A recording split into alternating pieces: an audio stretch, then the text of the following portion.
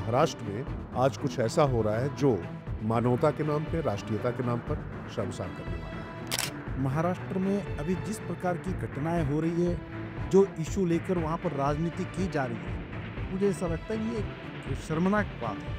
पूरा देश का प्रतिनिधित्व उस बॉम्बे में होता है और वहाँ पर इस प्रकार की छोटी बात कि अगर मराठी आपको नहीं आता है तो आपको यहाँ रहने का अधिकार नहीं है, आप यहाँ काम नहीं कर सकते।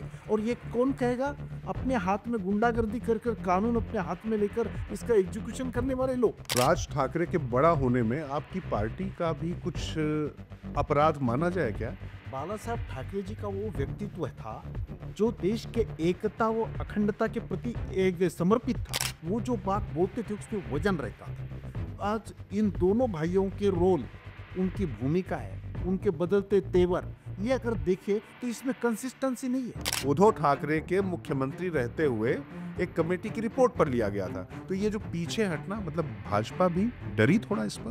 उद्धव ठाकरे मुख्यमंत्री होते हुए माशेलकर कमेटी ने जो रिपोर्ट दिया था वो उन्होंने एक्सेप्ट किया था। उस टाइम उनका कोई विवाद नहीं था। गृह मंत्री जी अमित शाह जी का एक बयान आया, उन्होंने कहा कि वो रिटायरमेंट के बाद ऐसा कुछ करेंगे। उसी समय ये उम्र का मामला आ जाना, इसको आप कुछ निहितार्थ देखते हैं इसके कुछ? मोहन जी भागवत जी का, अमित शाह जी का बयान, इसको इस राजनीति से जोड़कर नहीं देखना चाहिए।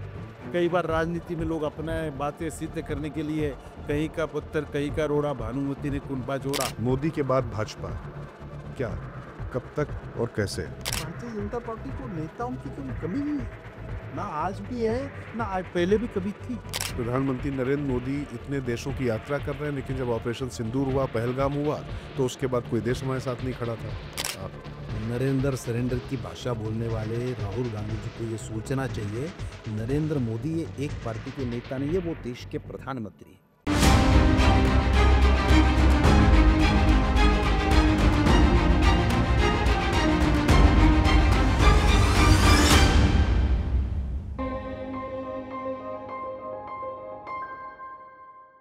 भारतीय जनता पार्टी आज की तारीख में विश्व का सबसे बड़ा राजनीतिक दल बन चुका है, लेकिन यहां तक भाजपा जो पहुंची है उसके पीछे कई नींव के पत्थर हैं, कई ईंटें लगी हैं। और मुझे याद है कि एक बार जब भारतीय जनता पार्टी के अध्यक्ष कुशाभाऊ ठाकरे हुआ करते थे, तो उनका एक भाषण सुन रहा था, मैं बतौर रिपोर्टर कवर करता था।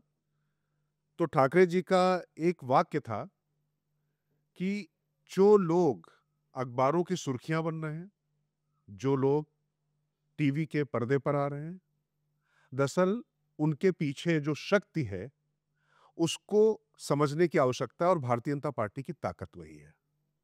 और भारतीय जनता पार्टी में राष्ट्रीय स्वयंसेवक संघ की जो थाती है वो ये है कि स्मूथ ऑपरेटर, चुपचाप जो काम दिया गया बिना शोर मचाए उसको अंजाम तक पहुंचा देना। तो ऐसी ही एक शख्सियत जो कभी कोई विवाद नहीं, कभी किसी तरीके का शोरगुल नहीं, लेकिन पार्टी ने जब जो भूमिका दी उस भूमिका का 100% निर्वहन पूरी ईमानदारी के साथ में करना, और पार्टी के सिद्धांतों को, उसकी जो अपनी नीतियां हैं उसको बढ़ाने में हमेशा अपना सर्वस्व देते रहे। तो हमारे साथ भारतीय जनता पार्टी के पूर्व उपाध्यक्ष अमित शाह जब राष्ट्रीय अध्यक्ष हुआ करते थे उनकी टीम में थे, श्याम जाजू जी मौजूद है। श्याम जाजू जी, द फर्स्ट विटनेस से बात करने के लिए आपका बहुत बहुत धन्यवाद और आपका स्टूडियो में बहुत बहुत स्वागत है। लेकिन जो आपको मैंने परिचय दिया है, इस परिचय से पहले एक परिचय देता हूं पुराना उनका, जो 80 के दशक का था। एक नारा उन्होंने दिया था, अखिल भारतीय विद्यार्थी परिषद के पूर्णकालिक रहे हैं, और उस समय उन्होंने नारा एक दिया था, गोवा हो या गुवाहाटी, अपना देश अपना माटी। मतलब जब कश्मीर से कन्याकुमारी तक एकात्म होने की बात करते हैं राष्ट्र के, तो वो जो धारणा है, महाराष्ट्र से आते हैं, और महाराष्ट्र में श्याम जी आप महाराष्ट्र से निकलकर गोवा और गुवाहाटी तमाम संस्कृतियों को एक करते हैं, और करते क्या है, जो संस्कृति एक है उसका प्रसार करते हैं, प्रचार करते हैं, आंदोलन करते हैं। लेकिन उसी महाराष्ट्र में आज कुछ ऐसा हो रहा है जो मानवता के नाम पे, राष्ट्रीयता के नाम पर शर्मसार करने वाला है। जो राज ठाकरे के लुच्चे लफंगे लोग जो कर रहे हैं उसको आप कैसे देखते हैं? और अब मैं चाहता हूं कि फोरम आपका है, इस पूरे घटनाक्रम पे आपकी क्या राय है, आप कैसे सोचते हैं कि इसको टैकल किया जाना चाहिए? बहुत ही महत्वपूर्ण मुद्दे को आपने ध्यान में लाया है। महाराष्ट्र में अभी जिस प्रकार की घटनाएं हो रही है, जो इशू लेकर वहां पर राजनीति की जा रही है, मुझे ऐसा लगता है ये एक शर्मनाक बात है। अपनी क्षुद्र राजनीति के लिए, राजनीतिक रोटियां सेकने के लिए कोई भी इशू खड़ा करना और उसके पास जनमत खड़ा करने की कोशिश करना, जिससे राष्ट्रीय एकता को छेद जाता है। राष्ट्रीय, हम आज तक जो बातें बोलते हैं, अलग भाषा अलग वेश फिर भी हमारा एक देश, जी। जो घोषणा आपने दी कि गोवा हो या गुवाहाटी, अपना देश अपनी माटी, तो एक तरफ बॉम्बे जैसा राजनीतिक आर्थिक कैपिटल वाला स्टेट महाराष्ट्र, पूरा देश का प्रतिनिधित्व उस बॉम्बे में होता है, और वहां पर इस प्रकार की छोटी बात कि अगर मराठी आपको नहीं आता है तो आपको यहाँ रहने का अधिकार नहीं है, आप यहाँ काम नहीं कर सकते। और ये कौन कहेगा? अपने हाथ में गुंडागर्दी कर कर, कानून अपने हाथ में लेकर इसका एग्जीक्यूशन करने वाले लोग, जिनको महाराष्ट्र ने पूरी तरह से राजनीति से नकारा है। जो राज ठाकरे इसका नेतृत्व कर रहे हैं, जो दोनों भाई, चचेरे भाई इस निमित्त से इकट्ठा आए हैं, उनको लगता कि जो हमारी ठाकरे जी की विरासत है वो हमारी जो खत्म होते जा रही है, इस निमित्त से इस इशू का उपयोग करके हम वापस लाएंगे। उनके ये ध्यान में नहीं आ रहा कि बाला साहब ठाकरे जी ने भी जब केवल शुरुआत में मराठी आदमी, मराठी माणूस, आमची मुंबई ये बातें करी तो उनको यश नहीं मिला था। जब उन्होंने वाइडर बेस किया, हिंदुत्व का बेस किया, तब शिवसेना को जन समर्थन मिला। ये इतिहास है। और आज आप क्या कर रहे हैं? जो राज ठाकरे 2009 में एक बार उनको 11 सीटें मिली थी, हाँ। उसके बाद के दोनों चुनावों में जिनको एक एक सीट मिली, इस बार तो अपना बेटा भी उनका हार गया, अमित ठाकरे।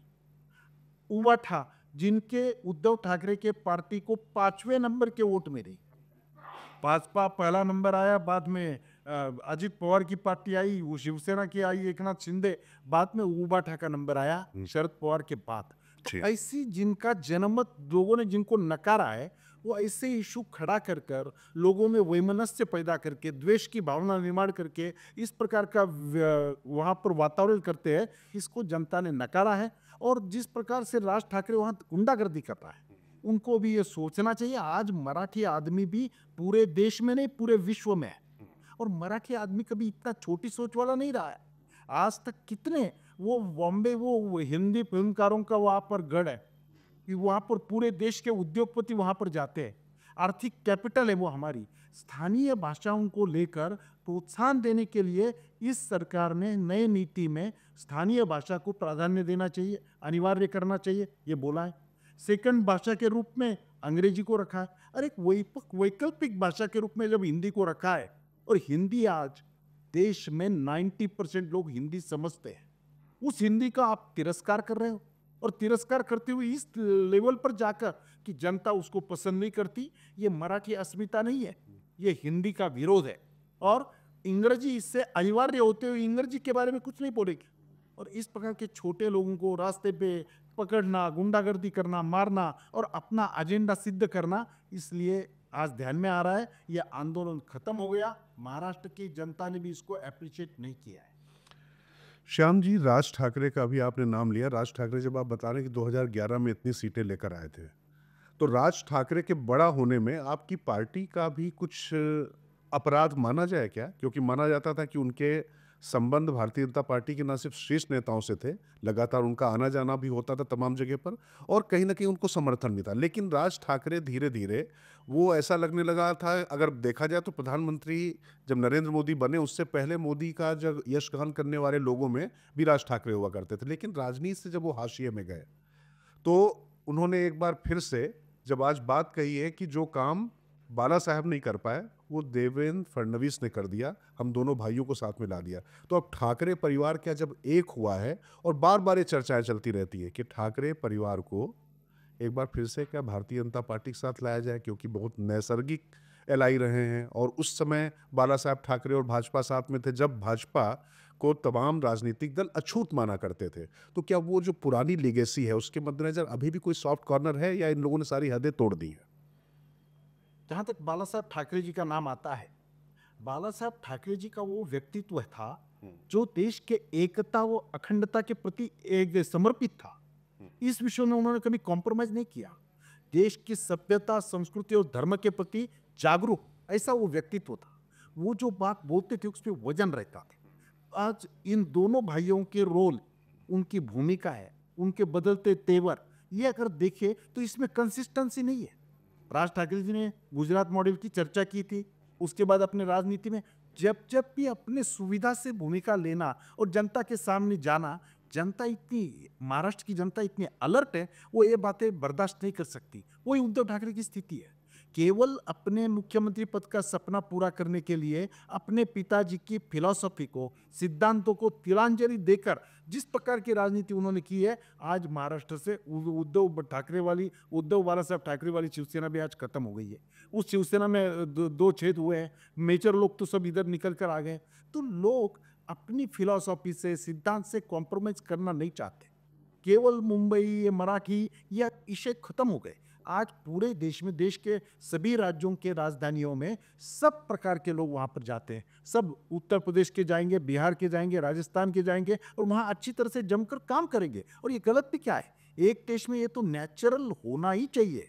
देश की एकता के लिए सब प्रकार की बोलियां, भाषाएं विकसित होनी चाहिए। सबको सभी जगह पर स्कोप लगना चाहिए। और जहाँ चीज का स्कोप है, स्थानीय भाषाओं का विरोध किसको है? स्थानीय भाषाएं, बोलियां, ये विकसित होनी चाहिए। पर at the cost of that आप इस प्रकार का वैमनस्य और द्वेष का वातावरण करेंगे तो देश की जनता उसको स्वीकार नहीं करती। ये जनता ने सिद्ध कर दिया।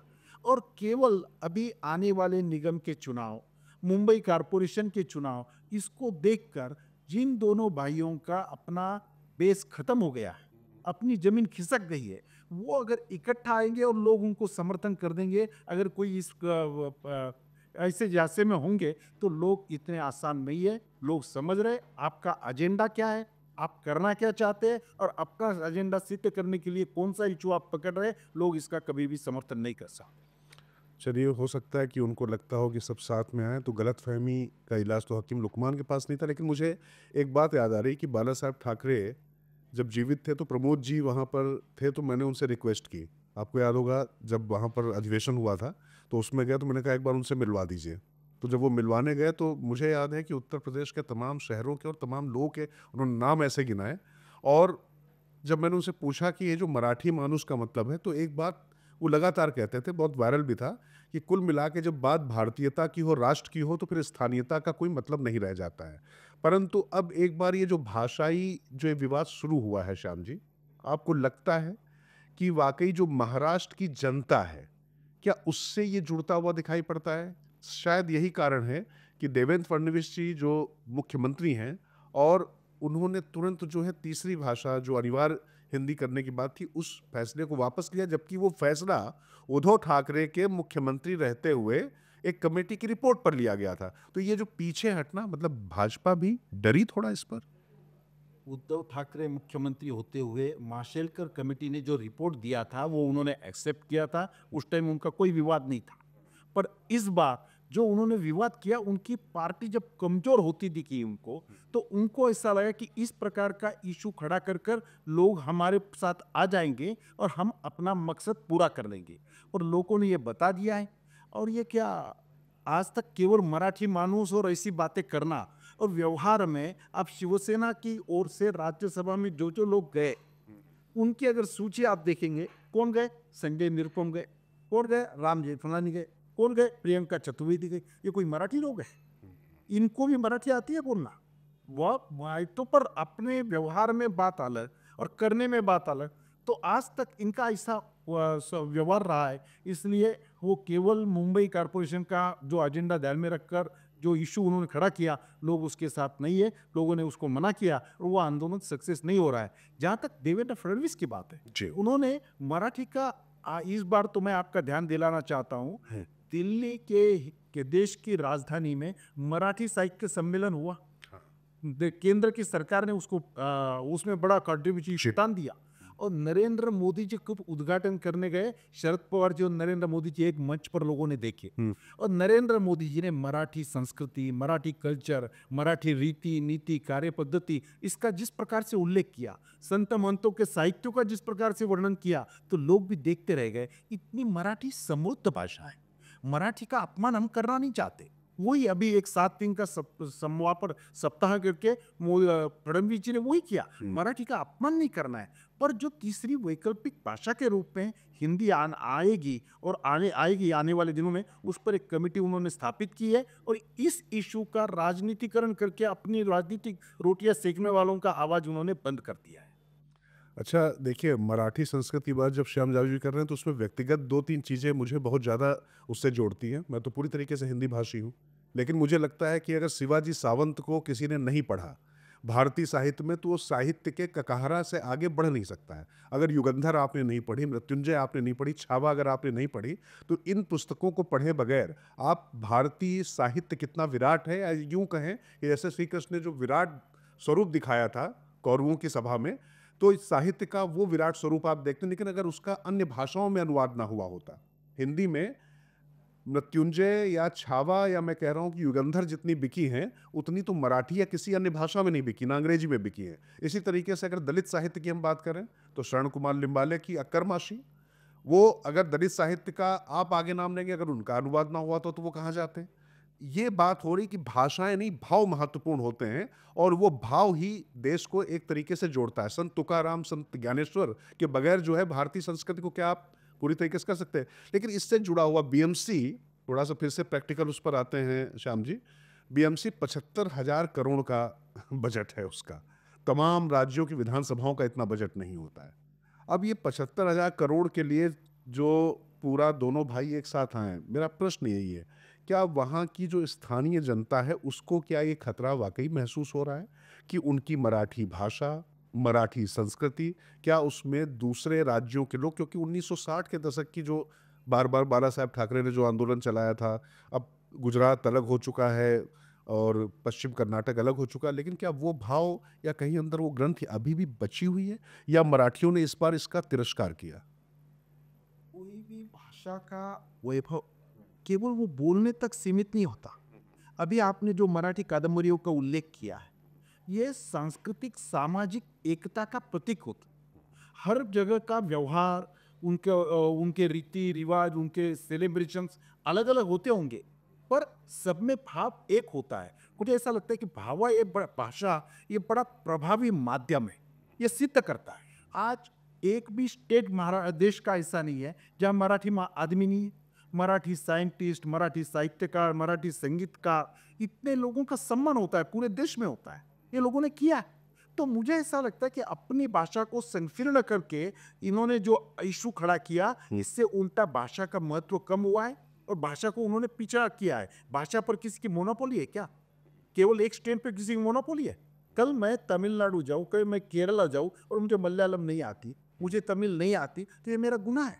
हाँ, मेरा भाव एक है, ये देश यहाँ से वहाँ तक एक है, इसलिए मुझे कोई मना नहीं कर सकता। यहाँ कोई अलग पासपोर्ट नहीं लगता, ये भाषा बोलेगा तो यहाँ पर अनिवार्य है, ऐसा नहीं होता है। एक दूसरे को आदमी समझ लेता है और यही तो संस्कृति है भारत की। और ये भारत की एकात्मता का ही चर्चा पूरे विश्व में होती है। इतनी विविधता, इतने अलग अलग ढंग के व्यवहार, बोली, भाषा, ये सब भारत में मिलता है। ये भारत का वैभव है। इस वैभव को जानना चाहिए और उसका इस प्रकार के अपने राजनीति के लिए अंडर एस्टिमेट नहीं करना चाहिए। मुंबई के कॉरपोरेशन, उसका बजट, ये आज तक शिवसेना का गढ़ रहा है, जब बाला साहब ठाकरे के टाइम से भी रहा है। पर तब से लोगों ने देखा है कि जब अपने सिद्धांतों से कॉम्प्रोमाइज करने वाले लोग उन्होंने देखे, अपना और अपना ही केवल परिवार। परसों भी जब उन्होंने मंच पर 2 भाई देखे, बाद में उन दोनों के बेटे आए और ये सब देखा, तो लोगों को ध्यान में आ गया इनका एजेंडा परिवार का है, इनका एजेंडा व्यक्तिगत है। अच्छा, छत्रपति शिवाजी महाराज की जब बात करते हैं तो वो भी मराठी साम्राज्य नहीं, हिंदवी साम्राज्य की बात करते थे, पूरे देश की ही बात करते थे। और मराठा साम्राज्य कितना बड़ा था बताने की जरूरत नहीं है। लेकिन मैं बस एक इस विषय से जुड़ा एक आखिरी सवाल, थोड़ा सा ट्रिकी है, वो आपसे समझना चाहता हूँ। क्योंकि हमने देखा कि ठाकरे परिवार को लेकर, जो लीगेसी को लेकर, राष्ट्रीय स्वयंसेवक संघ, खासतौर से अगर नागपुर की बात करें, एक सॉफ्ट कॉर्नर सदैव रहा। और ये लोग मानते रहे, भाजपा का भी एक बड़ा वर्ग मानता रहा कि उद्धव ठाकरे को साथ में होना चाहिए, क्योंकि ये उस समय के लोग थे। भविष्य में इस तरीके की कोई संभावना? मुझे ऐसा लगता है कि बीच में इतना पानी बह गया है, राजनीति में तो संभावनाओं को कोई मना नहीं कर सकता, नहीं नकार सकता है, पर बीच में इतना पानी बह गया है, इसलिए जमीनी जो ताकत थी वो शिवसेना की खत्म।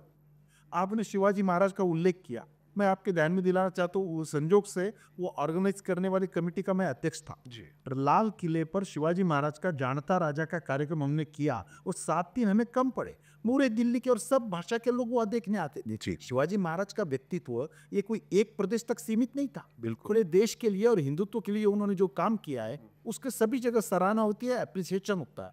तो ये समझना चाहिए आज शिवाजी महाराज का जो सम्मान दिल्ली में होता है वही महाराष्ट्र में होता है। अभी 2 दिन पहले महाराष्ट्र में जो वारी निकलती है, जहाँ जैसे कावड़ यात्रा निकलती है, पंढरपुर में लोग लाखों की संख्या में जाते हैं। विट्ठल इसी ही विट्ठल की वारी हमने महाराष्ट्र में रहने वाले मराठी लोगों ने दिल्ली में निकाली, लोगों ने उसका स्वागत किया, जगह जगह पे हमें हमारा सम्मान किया। तो ये मुझे ऐसा लगता है कि इसको बढ़ावा देना चाहिए, ये करने की बात है और ये भारत की संस्कृति है।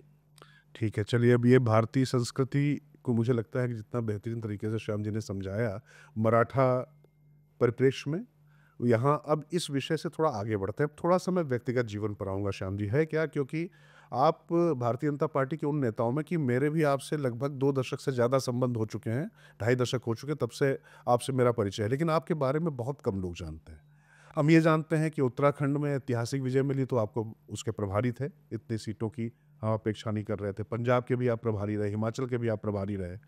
ये सब करने के दौरान आप उपाध्यक्ष थे अमित शाह जी के टीम में। अभी आप पूरी तरीके से दूसरे काम देख रहे हैं, लेकिन कम से कम सक्रिय राजनीति में वैसे नहीं दिखाई पड़ते हैं। अब क्या वापसी का और किसी तरीके से आपको लगता है कि भारतीय जनता पार्टी में होने का मतलब, जो बात अक्सर मैं देखता हूँ कि संघ प्रमुख कहते हैं, सरसंघ चालक जी कहते हैं कि यहाँ जो आता है वो देता ही है, और समय देना है, धन देना है, जीवन देना है। इस भाव से आपकी तरह काम करने वाले कार्यकर्ता या स्वयंसेवक, वो क्या मौजूदा समय में बना पा रहा है भारतीय जनता पार्टी और राष्ट्रीय स्वयंसेवक संघ? जिस राजनीतिक विरासत का उल्लेख कर रही है, मुझे पिताजी से मिली। 1948 में आरएसएस पर पाबंदी आने के बाद उन्होंने सत्याग्रह करते हुए उस टाइम जेल में गए थे। इमरजेंसी में वो एक जेल में थे और मैं एक जेल में था। अभी 2 दिन पहले ही राजस्थान के राज्यपाल हरिभाऊ बागड़े के हाथ से मेरा सम्मान हुआ। हम दोनों 2 जेलों में होते हुए भी, पिताजी की तो अभी डेथ हो गई, पर मैंने भी महाराष्ट्र सरकार ने जो उसके लिए जो मानधन दिया है वो नहीं लिया, क्योंकि पिताजी ने कहा था इस विषय में हमें 1 रुपया भी सरकार का मानधन नहीं लेना है। तो ये मुझे विरासत में मिला है। अब इस पार्टी, जैसे ये पार्टी कोई लीडर पार्टी नहीं है, ये लीडर के साथ साथ केडर पार्टी है, और इस केडर ने ही आज भारतीय जनता पार्टी को इस मुकाम तक पहुंचाया है। 84 में जब 2 सांसद थे, उस टाइम मैं विद्यार्थी परिषद का संगठन मंत्री था दिल्ली में। वो भी समय मैंने देखा है, लोग मजाक करते थे हमारा देश पर राज करेगा कौन, पार्लियामेंट में इनके केवल तो। पर वहाँ से हमारा जो प्रवास आया है, और आज मोदी जी और अमित शाह जी के नेतृत्व में जिस प्रकार का एक वैभवशाली, विकसित, सशक्त और समर्थ भारत आगे बढ़ रहा है, तो मुझे ऐसा लगता है कि इसका सराहना पूरे विश्व में हो रही है। पार्टी में स्वाभाविक रूप से दायित्व बदलते रहते हैं, और इस पार्टी में तो रिवाज है, जो भी काम मिलेगा वो पार्टी का काम लेकर काम लोग करते हैं। ऐसे असंख्य कार्यकर्ताओं के त्याग से, तपस्या से ही पार्टी आज इस मुकाम तक पहुंची है और आगे भी जाएगी। मुझे ऐसा लगता है कि आज देश में सर्वाधिक लोकप्रिय नेता नरेंद्र मोदी जी, उनका विकास का एजेंडा, इसको देखकर लोग सब इस पार्टी को अप्रिशिएट कर रहे हैं। और हमें भी लगता है कि जिस पार्टी के लिए हमने अपना खून पसीना एक किया था, उस पार्टी के दिन देखने में एक आनंद, अलग आनंद है। अब जब आप अभी प्रधानमंत्री नरेंद्र मोदी जी का आप नाम ले रहे हैं, तो मुझे कल का एक कार्यक्रम राष्ट्रीय स्वयंसेवक संघ के सरसंघ चालक मोहन भागवत जी का याद आ गया। उसमें उन्होंने एक उम्र की सीमा, जो मार्गदर्शक मंडल भी भारतीय जनता पार्टी में बना था, 75 वर्ष की आयु वाला, उन्होंने वैसे अपने परिप्रेक्ष्य में ये बात कही है, लेकिन अगर सरसंघ चालक जी अपने विषय में कोई बात करें तो सब पर लागू होती है और पार्टी में सब चीज़ें लागू होती नहीं। आपको लगता है कि इसको लेकर अब पार्टी में या संगठन में किसी तरीके की चर्चा, अब इसके बाद क्या? संघ के काम करने की अपनी एक शैली है। संघ में जो व्यक्ति निर्माण का काम होता है, उसको कोई आप शब्दों में बांट नहीं सकते। अनौपचारिकता में, अपने संभाषणों में वो आदमी निर्माण करने की प्रक्रिया करते। मोरोपंत पिंगले जी पर जो किताब निकली, मोरोपंत जी का बहुत बड़ा योगदान संघ के यहाँ तक लाने में। तो मोरोपंत जी के 75 साल का उल्लेख भागवत जी ने किया था। जब 75 साल की उन्होंने उनको शाल पहनाई, मोरोपंत जी का व्यक्तित्व जो लोग चाहते हैं, हंसी मजाक करके और विषय लोगों तक पहुंचाना, लोगों को कनेक्ट करना, ये उनकी शैली थी। तो उन्होंने कहा कि भाई ये शाल देकर आप मेरा सम्मान कर रहे हैं, तो मुझे आप क्या रिटायरमेंट कर रहे हैं, अब मैंने क्या करना है आगे। इस प्रकार से उन्होंने उल्लेख किया, तो वही उनका ऐतिहासिक उल्लेख का माननीय सरसंघचालक पूज्य मोहन जी भागवत इनके बोलने में आया है। तो उसको इस प्रकार से कोई सार्वत्रिक एजेंडे के रूप में किसी को बोलने के लिए ऐसा उनका उल्लेख ऐसा मुझे लगता नहीं है। संघ का एक अपना वर्किंग स्टाइल है, तो उन्होंने मोरोपंत जी का जिस प्रकार को उल्लेख किया और सुनने वालों को जिनको व्यक्तित्व मोरोपंत जी का मालूम है, उनको ध्यान में आया मोरोपंत जी की ये शैली थी, वास्ते खेते बात। हाँ नहीं, तो ये हास परिहास करते करते भी कई बार संदेश दिए जाते हैं। और मैं ये सवाल इसलिए पूछ रहा हूँ क्योंकि अभी कुछ दिन पहले ही गृह मंत्री जी अमित शाह जी का एक बयान आया। उन्होंने कहा कि वो रिटायरमेंट के बाद ऐसा कुछ करेंगे, कुछ इस तरीके की बातें करेंगे। अभी वो तो खैर 75 से बहुत पहले, उनकी उम्र तो बहुत कम है। उसी समय ये उम्र का मामला आ जाना, इसको आप कुछ निहितार्थ देखते हैं इसके कुछ? मुझे लगता है कि वो मोहन जी भागवत जी का, अमित शाह जी का बयान, इसको इस राजनीति से जोड़कर नहीं देखना चाहिए। कई बार राजनीति में लोग अपना बातें सिद्ध करने के लिए कहीं का पत्थर कहीं का रोड़ा, भानुमति ने कुंभा जोड़ा, ऐसी बात करते हैं। लोगों को भी उसमें रुचि आती है, पर मुझे लगता है कि ये सब बातें अलग अलग है और इसको इस प्रकार से नहीं जोड़। चलिए, अच्छा। लेकिन एक सवाल, तो आफ्टर मोदी, मोदी के बाद भाजपा, क्या, कब तक और कैसे? ऐसा है, भारतीय जनता पार्टी को नेताओं की कभी कमी नहीं है, ना आज भी है, ना आज पहले भी कभी थी।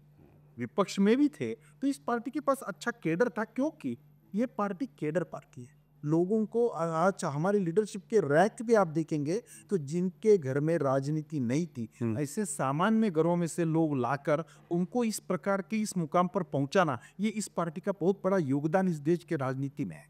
आज तक कांग्रेस की और बाकी सब पार्टियों की राजनीति में परिवारवाद झलकता है, जो इस पार्टी में नहीं है। तो ऐसे अनेक लोगों को इस देश के मुख्य प्रवाह में लाकर समाज जीवन में नेतृत्व प्रदान करना और उनके कर्तृत्व का उपयोग समाज की धारणा के लिए करना, कि इस पार्टी ने हमने किया है। तो हमारे में ना नेताओं की कमी है, ना कार्यकर्ताओं की कमी है। हमारा एजेंडा स्पष्ट है, सही दिशा, स्पष्ट नीति, यही हमारा एजेंडा। अब जो आपका जो जिस संगठन में, वैसे तो मतलब संघ भारतीय जनता पार्टी से सब जुड़े हुए हैं, अनुसांगिक संगठन, एक ही परिवार है, संघ परिवार ही कहा जाता है। लेकिन एबीवीपी, जिसमें मैं ये कहूँ कि आपका जो सबसे ज़्यादा समय आपके युवा जीवन का गया और उसमें आपने बहुत से काम किए, तो एबीवीपी का प्रभाव जितना हम पहले देखते थे, आपको लगता है कि आज की तारीख में अखिल भारतीय विद्यार्थी परिषद का जो राजनीतिक प्रभाव है उतना है जितना पहले हुआ करता था, या कुछ कम या बढ़ा है? ऐसा है, विद्यार्थी परिषद का जब हम काम करते थे तो नहीं हमें कभी लगा था कि 370 कलम हट जाएगा, पर कश्मीर में जाके आंदोलन हमने किया। वो इंप्लीटेटर्स के खिलाफ जो अभी कानून पारित हुआ है, हमें नहीं लगा था कि इतना जल्दी हो जाएगा, पर हमने गुवाहाटी के जजेस पीठ पर जाकर सत्याग्रह किया। राम मंदिर के लिए जन जागरण के काम में हमने अपना योगदान दिया।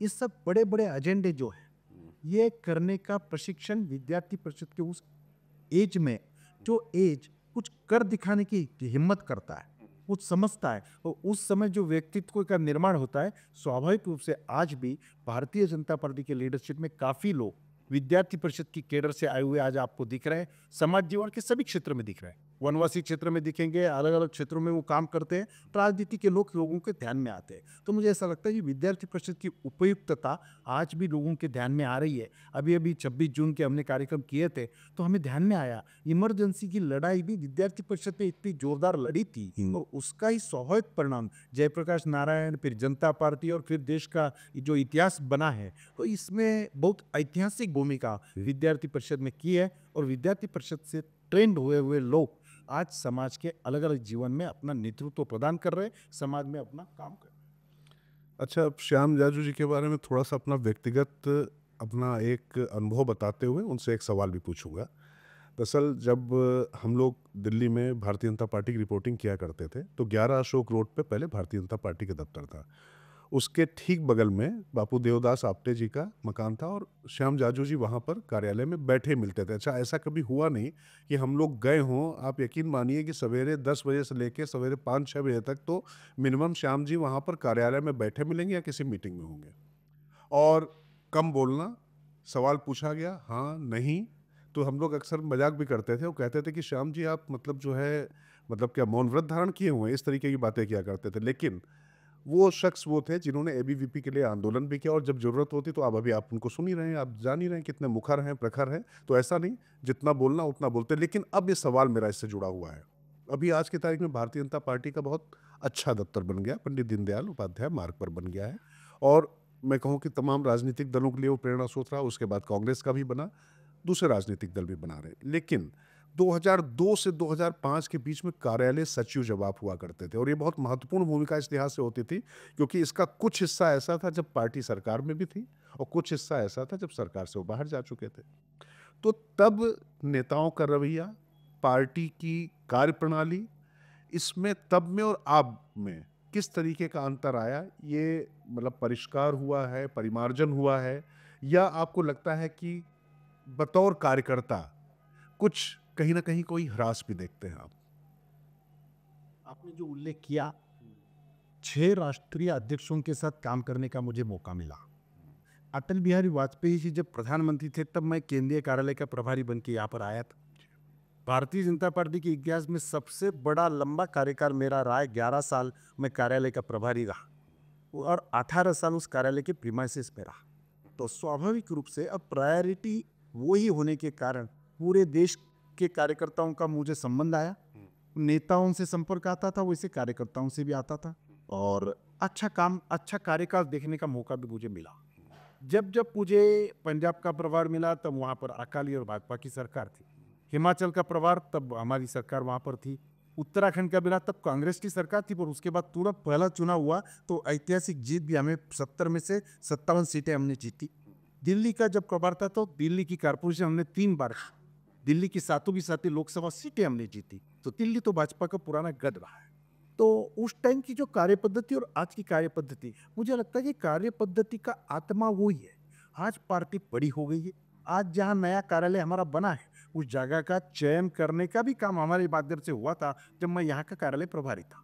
तो मुझे ऐसा लगता है कि कार्यालय में जब बड़ी संख्या में लोग आते हैं तो स्वाभाविक रूप से दूर से लोगों को ऐसा लगता है और पुराने लोगों को असुरक्षितता महसूस होती है। पर इस पार्टी में वो ताकत है, जितने भी लोग आते हैं वो संभाल लेने की ताकत है। एक सिद्धांत के आधार पर, कॉन्स्टिट्यूशन पर आधार पर काम चलने वाली पार्टी है। तो मुझे ऐसा लगता है कि अच्छे दिन भी आए। एक टाइम ऐसा था कि हम पार्लियामेंट का पास भी नहीं बना सकते थे लोगों का, और आज देश की सबसे बड़ी, विश्व की सबसे बड़ी पार्टी, सबसे ज़्यादा सांसद, सबसे ज़्यादा विधायक, ज़्यादा राज्यों में हमारा काम, नॉर्थ ईस्ट से लेके सभी राज्यों में हमारा काम, एक आध 2-3 राज्य छोड़ दिए कि जहाँ तक आज तक हम सत्ता में नहीं आए, तो बाकी देश में सभी जगह भारतीय जनता पार्टी ने अपना वर्चस्व स्थापित किया है अपने काम से, त्याग से, तपस्या से और कार्यकर्ताओं की मेहनत से, और एक दमदार लीडरशिप के कारण, एक तो विजनरी लीडरशिप जो पार्टी के पास है। तो मुझे ऐसा लगता है ये प्रवास हमारा और भी आगे बढ़ता जाएगा। अच्छा श्याम जी, चूंकि आपने इतने राष्ट्रीय अध्यक्षों के साथ में काम किया, मतलब जितना मैं याद कर पा रहा हूँ, वेंकैया नायडू जी, फिर लालकृष्ण आडवाणी जी, नितिन गडकरी जी, उसके बाद राजनाथ जी, उससे पहले भी राजनाथ जी, फिर अमित शाह जी, अभी जेपी नड्डा जी। तो तमाम जब अध्यक्षों के साथ जब आपने काम किया तो किसकी शैली सबसे ज़्यादा आपको प्रभावित करती रही? और इन अध्यक्षों के बीच में मैं रेटिंग तो करने को नहीं कह सकता क्योंकि मुझे मालूम है कि बतौर कार्यकर्ता कोई भी पार्टी का शख्स नहीं करेगा, लेकिन कोई ऐसी बात जो किसी अध्यक्ष की जो सबसे ज़्यादा आपको प्रेरित करती हो और आपको लगता हो कि हाँ, इन अध्यक्ष ने ये फैसले लिए तो ये टर्निंग पॉइंट था पार्टी के लिए? जिन जिन नामों की आपने चर्चा की उसमें केवल एक नाम रह गया, नितिन गडकरी जी का। ये सब लोगों का एक विशेष बात थी। ये सब लोग जमीन पर काम कर कर वहां तक पहुंचे थे। सब लोग अचानक ऊपर से आ गया और लीडर बन गया, ऐसा कोई नहीं था। अटल जी, आडवाणी जी ने, देश का एक भी चौराहा नहीं होगा कि जहां पर उनकी सभा नहीं हुई।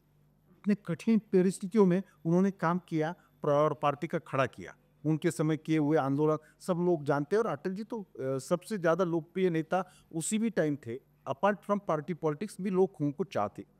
वेंकैया नायडू जी विद्यार्थी परिषद से, आंध्रा जैसे कठिन स्टेट से काम करके यहाँ पर आए हुए नेता थे, जहाँ नक्सलाइट्स मूवमेंट बहुत बहुत चलती थी, उनके खिलाफ काम करके वो यहाँ पर आए। नितिन जी महाराष्ट्र में, महाराष्ट्र प्रदेश के अध्यक्ष, महाराष्ट्र में मंत्री, और उनके काम के कारण और उनके परफॉर्मेंस के कारण नॉन इस प्रकार की विकास की दिशा रखने वाले, दृष्टि रखने वाले ऐसे नेता थे, वो भी नागपुर जैसे शहर में काम करके, जमीनी काम करके और यहाँ तक पहुँचे थे। राजनाथ जी भी उत्तर प्रदेश के विद्यार्थी परिषद प्रोफेसर होते हुए विद्यार्थी परिषद की राजनीति से जुड़कर वहाँ के मुख्यमंत्री भी रहे उत्तर प्रदेश जैसे बड़े प्रदेश के, और उसके बाद दिल्ली में आए और दिल्ली में उनके कार्यकाल में भी हमें काम करने का मौका मिला। तो इन सब नेताओं की कोई ना कोई विशेषता रहे। अमित शाह जी ने भी जिस प्रकार से कार्यभार संभाला, हमारे पार्टी के इतिहास में पहली बार इस प्रकार की मेंबरशिप करके 21-22 करोड़ तक पहुंचना, देश के सभी जिलों में कार्यालयों का होना, उनमें लोगों की इन्वॉल्वमेंट होना, ये इतनी बड़ी एम्बिशियस बात है उन्होंने पार्टी के लिए की। मुझे नहीं लगता कि कोई दूसरे पार्टी के, पॉलिटिकल पार्टी के इतिहास में भी इस प्रकार का पार्टी की सोच रखकर इतना दिन रात मेहनत करने वाले कोई किसी ने देखा होगा। तो हर अध्यक्ष की अपनी एक खूबी रही है, एक शैली रही है, हर एक का अपना योगदान रहा है, और उस समयोचित अपने पार्टी से एडजस्ट कर कर उन्होंने काम किया, और इस सब का कलेक्टिव रिजल्ट आज हम देख रहे हैं कि पार्टी आज इस मुकाम पर पहुंची। तो ये तो खैर बात है, लेकिन आपने जैसे अमित शाह जी की बात की और बताया कि किस तरीके से तमाम चीज़ें तमाम लोग को बताया, लेकिन एक ऐसी पार्टी में 1 साल से ज़्यादा हो चुका है भारतीय जनता पार्टी के अध्यक्ष का कार्यकाल खत्म किए हुए। इतने बड़े बड़े फैसले 370-35 से हटाना, या इसके अलावा ऑपरेशन सिंदूर हो, ऐसे पहले सर्जिकल स्ट्राइक देना, पूरे आप यूं कहें कि हमले के या प्रतिकार के, आतंकवाद के, उसके लैंडस्केप चेंज कर देना, ऐसे साहसिक कदम उठाने वाली पार्टी, राम मंदिर का बन जाना, वो अपना अध्यक्ष चुनने में इतना ज़्यादा क्यों गड़बड़ाई जा रही? क्या महत्वाकांक्षाओं का कहीं संघर्ष है, या पार्टी इतनी ज़्यादा बड़ी हो चुकी है उसकी वजह से दिक्कत हो रही है? और मैं खास बात इसलिए सवाल पूछ रहा हूँ, मैं एक अध्यक्ष का नाम भूल गया, वो अध्यक्ष का नाम आपने लिया, लेकिन जो मौजूदा अध्यक्ष हैं नड्डा जी, उनका नाम आपने नहीं लिया। संजोग से नड्डा जी जब महामंत्री थे तो मैं कार्यालय मंत्री था। नड्डा जी के साथ तो विद्यार्थी परिषद से भी हमने काम कर दिया है। नड्डा जी के कार्यकाल में कैसे विकास चल रहा है, पार्टी कैसे बढ़ रही है, सब लोग देख रहे हैं। सवाल ऐसा है कि इन सब लोगों के इसमें कार्यकर्तापन जो भाव था, उस कार्यकर्ता भन की इस एसेट पर पार्टी आज तक बढ़ी है, और मुझे लगता है कि आने वाले दिनों में भी हमारे जैसे कार्यकर्ता जो आने वाले दिनों में भी इस पार्टी का काम करने वाले, उनको ये ध्यान में रखना पड़ेगा, वो पार्टी की एसेट है। कार्यकर्ता संतुष्ट रहेगा, कार्यकर्ता काम करेगा, मेहनत करेगा दिन रात, तो वो जो रिस्क लेके काम करता है वो सबसे बड़ी एसेट है। कांग्रेस पार्टी का पराभव क्यों हुआ थी? जब कांग्रेस पार्टी में कार्यकर्ता की प्रतिष्ठा खत्म हो गई, कार्यकर्ता को से नहीं बचा, तो देश में कांग्रेस पार्टी खत्म हो गई, जो एक टाइम इतनी बड़ी पार्टी होती थी, और आज उसकी जगह भारतीय जनता पार्टी ने ले लिए। तो मुझे ऐसा लगता है कि पार्टी का फ्यूचर ब्राइट है, पार्टी बड़ी होती है। इस पार्टी में हम आज देश में कॉन्स्टिट्यूशन के आधार पे पार्टी के अंतर्गत चुनाव कराकर इसका सब करने वाली पार्टी हमारी पार्टी, इसका हमें अभिमान है। बाकी पार्टियों को आप देखो, सब पार्टियां एक तो परिवार तक सीमित है, और एक परिवार के बाहर निकल नहीं सकती। मुलायम सिंह की पार्टी का अखिलेश ही प्रमुख बनेगा, लालू जी के पार्टी का तेजस्वी ही प्रमुख बनेगा, ये सब तय है। सब पार्टियों में ऐसा है, वो पारिवारिक पार्टी है, उनको लीडरशिप के निर्णय करने में कहाँ टाइम लगता है। इस पार्टी में हमारी रचना है, प्रदेशों के मंडल जिला प्रदेश चुनाव करते करते हम ऊपर आते हैं। हाँ, अब रूलिंग पार्टी होने के कारण यहाँ की कुछ प्रायोरिटीज भी बदल जाती है। बीच में सिंदूर वाला काम करना पड़ा, उसके पहले भी निर्णय होने वाला था, तो मुझे ऐसा लगता है कि इसके कारण आगे आगे निर्णय जा रहा है, पर अब बहुत ज़्यादा आपको वेट नहीं करना पड़ेगा, बहुत ही जल्दी आने वाले कुछ दिनों में इसका निर्णय सब जनता तक पहुँच जाए। मतलब भारतीय जनता पार्टी का अध्यक्ष आपको कब तक लगता है मिल जाएगा? बहुत जल्दी मिल जाएगा, और प्रक्रिया अभी ऑलरेडी चल ही रही है। सब प्रदेशों का, आधे प्रदेशों के चुनाव होने के बाद ये होती है, वो हमारे हो गए हैं, और बहुत ही जल्दी इसकी प्रक्रिया आपको देखने को मिलेगी। चलिए, बस अब बिल्कुल आखिरी मतलब चरण में आ चुके हैं, काफ़ी अच्छी बात हो रही है। दरअसल होता है कि कम लोग होते हैं, और श्याम जी के साथ इस तरीके से बात करना मुझे इसलिए अच्छा लग रहा है क्योंकि श्याम जी से इतनी लंबी बात, मैं आपको बता दूं, 2.5 दशक का हमारा उनका संबंध कभी हो नहीं पाई, क्योंकि बहुत कम और बहुत सीमित बोलते हैं। लेकिन आज माइक के पीछे हैं तो कम से कम उनसे मैं बुलवा पा रहा हूँ, इसलिए मैं काफ़ी, मुझे संतुष्टि का भाव लग रहा है। आने वाले वर्षों में क्या भारतीय जनता पार्टी को कोई नया संकल्प या नई दिशा पुनः तय करनी पड़ेगी, ऐसा आपको लग रहा है कुछ? मोदी जी के कार्यकाल में इस 11 साल में जो देश की उपलब्धियां है, ये आज तक लोगों ने कभी सोचा ही नहीं था। सभी प्रकार के सामाजिक देखेंगे, धार्मिक देखेंगे, धार्मिक विषय पर देखेंगे आप तो बनारस का कॉरिडोर बन जाता है, महाकाल उज्जैन का कॉरिडोर बन जाता है, अयोध्या का राम मंदिर बन जाता है, वैष्णो देवी का श्राइन बोर्ड बनता है और सभी जगह जाने वालों की संख्या में क्या वृद्धि आती है। प्रयाग जैसा कुंभ एक इंटरनेशनल इवेंट बन जाता है, 65-70 करोड़ लोग वहाँ नहा के आते हैं और ये क्या है? तो मुझे ऐसा लगता है कि ये लोगों का आकर्षण है एजेंडे के पास, उसके लिए सुविधा करा देना और सरकार की पॉलिसी उसके अनुकूल करना, ये हमारे लोगों ने किया है। गरीबी रेखा के नीचे से 1/3 लोग ऑलरेडी इंटरनेशनल नॉर्म्स के आधार पर हमने बाहर निकाल दिए। सामान्य आदमी को केंद्र बिंदु रखकर जो दीनदयाल उपाध्याय जी का एकात्म मानववाद था और अंत्योदय की जो कल्पना थी, उसके आधार पर पार्टी आज काम कर रही है। तो देहात हो, शहर हो, देश में इंफ्रास्ट्रक्चर का काम आज तक कभी नहीं हुआ था। इतना बड़े पैमाने पे इंफ्रास्ट्रक्चर का काम हो रहा है। हमारी इकोनॉमी चौथे क्रमांक पर आ गई है। पूरे विश्व में भारत का जो गरिमा बढ़ी है, भारतीय रहने वाला विदेश का भी आदमी कहता है कि आज जो महसूस हम कर रहे हैं भारत का गर्व, वो पहली बार देश के इतिहास में पहली बार हम देख रहे हैं। तो मुझे ऐसा लगता है कि इंडस्ट्रियल हो, इकोनॉमिकल हो, सबसे फास्टेस्ट ग्रोइंग इकोनॉमी वाला देश के रूप में आज भारत जाना जाता है। भारत के देहातों में रहने वाले लोगों के लिए किसानी से लेकर तो सब लोगों को डायरेक्ट बेनिफिट ट्रांसफर के माध्यम से जो मदद दी जा रही है, फर्स्ट टाइम ये हो रहा है। और ये 11 साल में एक भी मामला करप्शन का ना पार्लियामेंट में चर्चा में आया, ना कोई आरोप प्रत्यारोप हुए। ये इस कार्यकाल की सबसे बड़ी उपलब्धि है। तो मुझे ऐसा लगता है कि जमीन से जुड़े हुए लोग जब सत्ता में राज चक्कर चलाने के लिए आते हैं और वो क्या करिश्मा करके बताते हैं, ये हमारे 11 साल की उपलब्धि सबको आपको बता है। पर राहुल गांधी जो विपक्ष में नेता प्रतिपक्ष हैं, वो कह रहे हैं कि नरेंद्र सरेंडर का स्लोगन दे रहे हैं। कह रहे हैं कि ट्रंप ने यहाँ पर सीज फायर करा दिया, जिसको आप कह रहे हैं कि पूरी दुनिया में अशकान हो रहा है। और उनकी पार्टी के लोग ये कह रहे हैं कि प्रधानमंत्री नरेंद्र मोदी इतने देशों की यात्रा कर रहे हैं, लेकिन जब ऑपरेशन सिंदूर हुआ, पहलगाम हुआ, तो उसके बाद कोई देश हमारे साथ नहीं खड़ा था। नरेंद्र सरेंडर की भाषा बोलने वाले राहुल गांधी जी को ये सोचना चाहिए, नरेंद्र मोदी ये एक पार्टी के नेता नहीं है, वो देश के प्रधानमंत्री है। विश्व में उनकी कोई इमेज, और जिस पार्टी का इतिहास सरेंडर करने का रहा है। 1947 में जब देश आजाद हुआ तो मुस्लिम लीग के सामने किसने सरेंडर किया, पूरे देश जानता है। हमारे युद्ध में 71 का युद्ध जीतने के बाद भी शिमला के टेबर पर किसने सरेंडर किया, हमारा देश जानता है। सिंधु नदी के जल समझौते पर कांग्रेस ने लिए हुए स्टैंप पर कैसे उन्होंने सरेंडर किया, देश जानता है। ट्रिपल तलाक के मामले में सुप्रीम कोर्ट ने जो आदेश दिया था, उसका भी उल्लंघन करके न्याय देवता का अपमान करने का काम किसने किया, सब देश जानता है। लोकतांत्रिक मूल्यों के अवहेलना करके इमरजेंसी लाने का काम किसने किया और किसने सरेंडर किया, पूरा देश जानता है। तो ऐसे राहुल गांधी जी को मोदी जी पर आरोप कर कर इस पार्टी पर बोलने का कोई अधिकार है, जिनके खुद के पार्टी में कभी लोकतंत्र रहा नहीं, वो हमें ये बातें कहेंगे। इसीलिए इसी कारण अपने पार्टी में झांक कर ना देखने के कारण आज उस पार्टी की ये गति हुई है और आज उनका जन समर्थन खत्म हो गया है।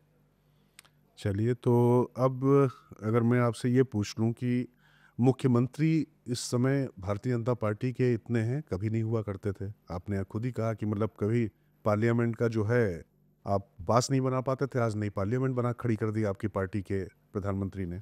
लेकिन मुख्यमंत्रियों के तौर पे अगर मैं बात करूं, उत्तर प्रदेश में योगी आदित्यनाथ, आपके जो प्रदेश जहां पर आपका जन्म हुआ देवेंद्र फडणवीस जी, हिमंतो विश्व शर्मा, असम इसलिए ले रहा हूं क्योंकि आपने गोवा या गुवाहाटी का नारा दिया। इस तरीके से तमाम, चाहे आप बात करें मोहन यादव हों या भजन लाल हों या अन्य लोग जब आ रहे हैं, तो मुख्यमंत्रियों के तौर पे आपको सबसे ऐसा कौन सा तेजस्वी मुख्यमंत्री लगता है जिसकी सेंटर में भूमिका आने वाले समय में आप देख सकते हैं? एक टाइम था कि भारतीय जनता पार्टी की वो 3 राज्यों में सरकार में कभी कभी आती थी पलट पलट की। एक था हिमाचल, एक था राजस्थान और एक था मध्य प्रदेश। आज देश के लगभग सभी राज्यों में, तमिलनाडु और वैसे छोड़ा एक आध दो, तो सभी राज्यों में भारतीय जनता पार्टी अच्छी तरह से अपना प्रभाव जमा करे और अच्छे हमारे मुख्यमंत्री भी वहाँ पर काम कर रहे हैं। तो मुझे ऐसा लगता है कि देश की जनता की नब्ज जानकर, विकास को प्रायोरिटी देकर जब पार्टी काम करती है तो इस प्रकार के रिजल्ट मिलते हैं। और वो परिणाम आज हम देख रहे हैं। हमारे सभी मुख्यमंत्री सामान्य लड़ाई लड़कर जनता से जमीन से उठकर आए हुए ऐसे लोगों को जो हमने प्राधान्य दिया है और सभी प्रकार के लोगों को प्रतिनिधित्व करने का मौका दिया है, तो उसका परिणाम ऐसा आज हम देख रहे हैं। एक कलेक्टिव एफर्ट्स के कारण सब लोग आगे जा रहे हैं, केंद्र सरकार का उनको प्रोत्साहन मिल रहा है और इसी कारण अच्छा परफॉर्मेंस वो दिखा पा रहा है। चलिए, अब अगर आंदोलन वैसे तो ज़्यादा दिखाई नहीं पड़ते, लेकिन एक ऐसा आंदोलन जिसने सबसे ज़्यादा आपको प्रभावित किया और एक ऐसा आंदोलन जिसमें आपने शिरकत करके आपको लगा हो कि हाँ वाकई आपने कुछ ऐसा योगदान दिया है देश के प्रति। अयोध्या का जो ऐतिहासिक आंदोलन हुआ था, उसमें जो 92 की कार सेवा थी, उसमें मेरा भाई और मेरी माताजी थी। उसके बाद दिल्ली में जो ऐतिहासिक रैली हुई, उसमें मैं खुद आया था।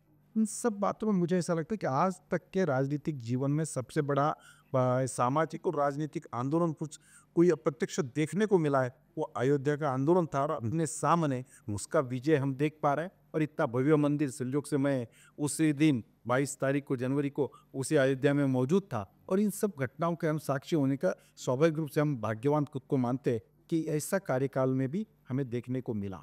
और इन सब कार्यकाल में हमारी भूमिका एक केवल देखने वाली, दूर से देखने वाली, टिप्पणी करने वाली, कोई कमेंट करके छोड़ने वाली ऐसी नहीं रही। इनमें सब में हमारा प्रथम पुरुष भाव था और हमारा उसमें इन्वॉल्वमेंट था। और आज उसका रूप हम जब देखते हैं तो मन की संतुष्टि एक अलग तरीके। ऐसा नेता जिसको आपको लगता हो कि जिससे युवाओं को प्रेरणा लेनी चाहिए। ऐसी काफ़ी बड़ी श्रृंखला है हमारे पास। आज पूरे देश में योगी जी के नेतृत्व की लोग चर्चा करते हैं। हेमंत विश्व शर्मा जी ने नॉर्थ ईस्ट में जिस प्रकार का इतिहास करके दिखाया, ऐसे ऑर्डर स्टेट पर असम जैसे स्टेट को जिस प्रकार से उन्हें बाहर लाया, उसकी स्वाभाविक चर्चा लोगों के मन में है। तो मुझे ऐसा लगता है कि जब छत्तीसगढ़, एक टाइम ऐसा था कि नरेंद्र मोदी जी पहले आदमी थे जो third time Bharatiya Janata party के मुख्यमंत्री बने थे। वो बाकी किसी को थर्ड टाइम लगातार मिला नहीं था। उसके बाद तो काफ़ी आए, शिवराज जी आए, रमन सिंह जी आए थे, पर वो फर्स्ट थे। अब भारतीय जनता पार्टी में जीत की कंसिस्टेंसी बनी हुई है और हर मुख्यमंत्री अपने परफॉर्मेंस से उसको और भी ज़्यादा उजागर कर रहा है। पार्टी और संघ के लिए आखिरी सवाल है, आपको कोई संदेश अगर देना हो इस पॉडकास्ट के माध्यम से तो आप देते हैं। राष्ट्रीय स्वयंसेवक संघ की बहुत बड़ी ताकत और उसकी विचारधारा से जो दिन प्रतिदिन लोगों के मन में, एक टाइम कांग्रेस ने ऐसा किया था कि संघ के बारे में लोगों को एलर्जी, संघ से आइडेंटिफाई करने वाले लोग भी अपना डायरेक्ट कनेक्शन कहने में संकोच करते थे। अब ये दिन बदल चुके हैं। लोगों को खुद को हिंदू कहने में, देशभक्त कहने में, राष्ट्रवादी कहने में कोई संकोच नहीं होता। संघ का आकर्षण लोगों में बढ़ रहा है, नई जनरेशन उसमें आकर्षित हो रही है, संघ की शाखाएं बढ़ रही है, वैसे संघ परिवार का भी बहुत बड़ा दायरा बढ़ रहा है। और मुझे ऐसा लगता है कोई भी देश को आगे जाने के लिए सरकार की पॉलिसी, सरकार की लीडरशिप, उसके साथ साथ समाज जीवन में अलर्ट लोग जो समाज जीवन में अलर्ट रह के देश की सोचते हैं, इस प्रकार की जनरेशन तैयार हो रही है। तो मुझे ऐसा लगता है कि संघ और बीजेपी इस प्रकार की पॉलिसी से निश्चित रूप से देश एक नई ऊंचाई पर जा रहा है। और मोदी जी के कार्यकाल में 2047 का सपना जो उन्होंने कहा है पूरे देश को देखने का, वो अमृतकाल से हम जा रहे हैं और हम निश्चित रूप से अच्छी ऊंचाई पर पहुंचेंगे। चलिए, कुल मिला के जो है मिशन 2047 की भी चर्चा श्याम जी ने कर दी और मुझे लगता है कि उनके जीवन के तमाम पहलुओं को हमने जानने की कोशिश की, लेकिन वो थोड़ा अपने बारे में बात करने में संकोची हैं। ये आपने देख लिया होगा, उन्होंने पार्टी और किसी भी विषय पर कोई हिचक नहीं दिखाई। और ख़ासतौर से जब महाराष्ट्र में हिंदी विरोध के नाम पर जिस तरीके की उद्दंडता हुई, उस पर वो बहुत खुलकर बोले और तमाम परिप्रेक्ष्य में उन्होंने अपनी बात रखी। तो श्याम जी, जिस तरीके से आपने हमसे बात की, उसके लिए बहुत बहुत धन्यवाद आपका। नमस्कार।